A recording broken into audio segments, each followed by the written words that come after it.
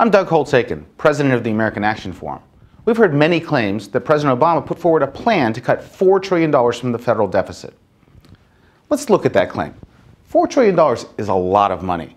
But if you've read the president's budget, as I'm sure you have, and looked at Table S2, you'll see that the difference between the so-called adjusted baseline and the president's plan is 8.6 minus 6.6, $2 trillion. Only half of the claim of $4 trillion. And even that $2 trillion is riddled with budget gimmicks.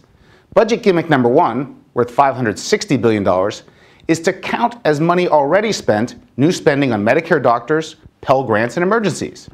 Budget gimmick number two, worth $840 billion, is to count as budget savings the costs of not having operations in Iraq and Afghanistan, wars that were never going to happen anyway.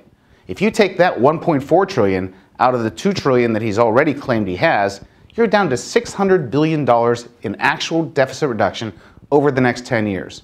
That's $60 billion a year in an era when we're running trillion-dollar deficits. The United States has over $16 trillion in debt.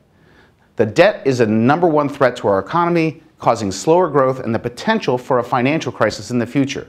We need real action to reduce that debt, not claims of $4 trillion that amount to $60 billion a year.